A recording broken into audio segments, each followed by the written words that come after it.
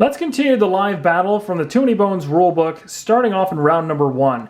Now there's two things to resolve prior to battle start here, and that is taking a look at the innate abilities of our Gearlocks. The first one here is notice Shield Wall. Now Shield Wall allows Pickett to roll 2 defensive dice and be able to apply those effects, not being able to use any bones. Now in this case, if the Pickett happened to land a shield die for 1 and a bone, the bone is discarded. It cannot be used in the backup plan like most normal rolls.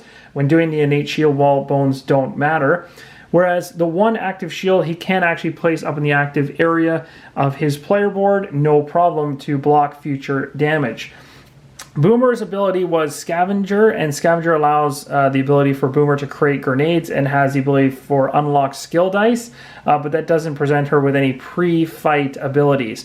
The one thing we do have to not forget about is the Hail the Guards for Help choice that we made. It said at the start of each round, arrows from the wall deal 1 true damage to each baddie, and you cannot block that. So I'm going to take 1 damage off every baddie in play, and we're going to go ahead and start off the battle with them being a little bit weaker than we might have hoped, or actually we do hope, because now with them being 4 less than the HP across the board, that's really going to help us out.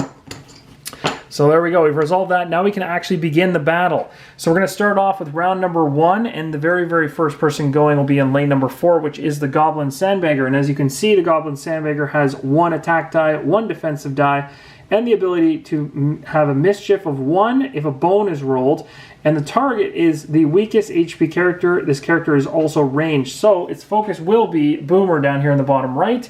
If it happens to land a bone, it can take an active die from Boomer. So we're going to go ahead and say hypothetically that the Goblin Sandbagger rolled and landed from the attack die and the defense die, and landed a bone and a defense of 1. So the bone, as we mentioned, would trigger the mischief 1, but as we know, Boomer doesn't have any active dice, so this bone is useless. This one, however, would actually sit on top of the Goblin Sandbagger's chip, which would block any damage going forward, as long as it's not true damage. Okay, and that resolves his particular die. Now we'll move over to Boomer. So Boomer's up next. Now Boomer has 3 dexterity, and Boomer's also a ranged character, as denoted right here, and even started in a ranged spot, so this should have been noted earlier. And again, I can choose, without moving, any baddie I'd like on the battle mat to attack. I'm going to go ahead and focus on the Bog Pole, because the Bog Pole has currently 2 HP remaining, and I have the ability to roll quite a bit of dice. So I'm going to end up rolling and my choice is going to be a defense die, an attack die, and I'm going to choose to roll the element die, which is going to help me build towards grenades in the future, or boom counter in the future. So I'm going to say that these were the dice that Boomer chose to roll. Landed a hit of 1, a bone, and 2 elements. So we'll just take the element, put that in the locked area of Boomer's playmat. We're going to resolve the 1 attack against the Bog Pole, so we'll take off the 1 damage now.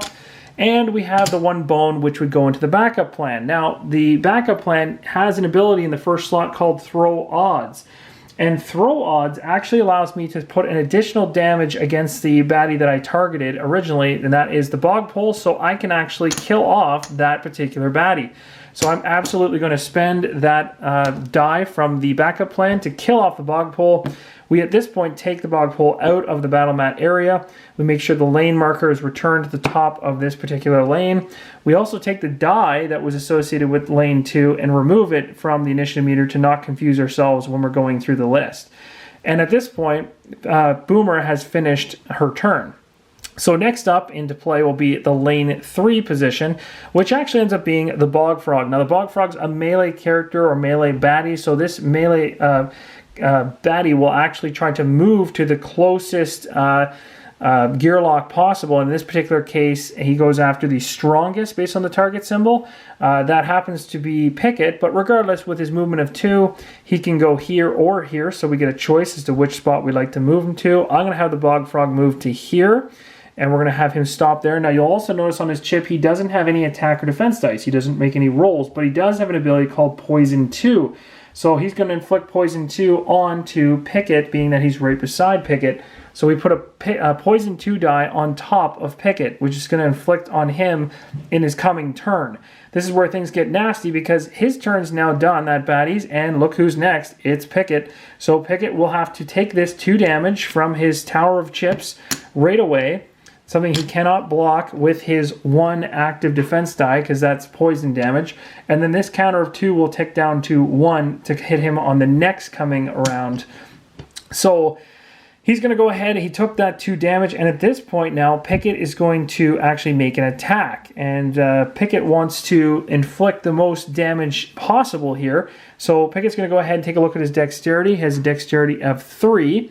Now, in total right now, he has 1 attack die he could use, and it says 2 defense, but remember, 1 defense die is in the active pool, so that takes away from how many defense he can roll.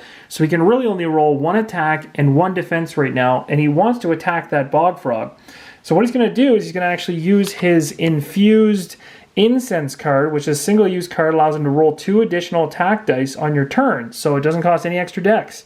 So he's going to discard that, allowing him to roll 3 attack dice and 1 defense, landing these particular results: a hit, 1 defense, and a bone. So he's going to go ahead and resolve those all in order. So he's going to take the 2 damage he's going to resolve by taking 2 off the Bog Frog. And then he's going to go ahead and he's going to put the shield into his active area, giving him even more protection in the future. And the bone will go into his backup plan, but as you can see, there's no active ability for him to use. But he is building towards these other ones in the 2nd, 3rd, 4th, and 5th positions. And that's essentially the end of this particular, or his particular turn. So now we're going to move to the very last individual in play, and that's going to be the Clay Golem. And at this point, the Clay Golem is going to go for the strongest Gearlock in play based on his target, and so he's going to move likely in this position right here. So he only have up to 2 movement, the baddies do. So he's going to move to here, and he cannot, because he's not adjacent, he's melee, he cannot make any attacks because no Gearlock is adjacent to him currently, so he doesn't do anything else. Now, with the round over, if there was a baddie still in the baddie queue over here, if we had happened to have 5 baddies from the get-go when we built that battle queue, then we would actually be bringing a new baddie in based on the lane 2 marker. So that's where a new baddie would come in to play. But at this point, what we're going to do is just increase the round marker to 2 because we're heading to the 2nd round. And thankfully, we also get to trigger the Hail the Guards for help again, because at the start of each round, arrows from the wall deal 1 true damage to each baddie. So that means the Goblin Sandbagger can't use the defense die against that damage because it's true damage. So this Sandbagger is gone. We've killed off another baddie thanks to those guards on the wall. And again, remembering to take the initiative die out for future, just to not confuse yourself. Another 1 damage off the Clay Golem, so that's good. And the last damage comes off the Bog Frog and kills it. So now we have only 1 actual enemy in place. We took off the lane 1 chip. We'll take off the lane 1 initiative die. These are the only ones that remain for the coming round. And at this point, you begin round number 2, starting with the 2 Gearlocks, well, us, so this would be Boomer going first, then Pickett, and then finally the Clay Golem. And just so you guys know, the Clay Golem has some very interesting break ability, so if you want to take a look on the reference sheet in order to find out what that is, you can do so now. And then from this point on, we want you to actually take it from here. Start from round 2, move forward, and do your best to take out that Clay Golem and win the encounter.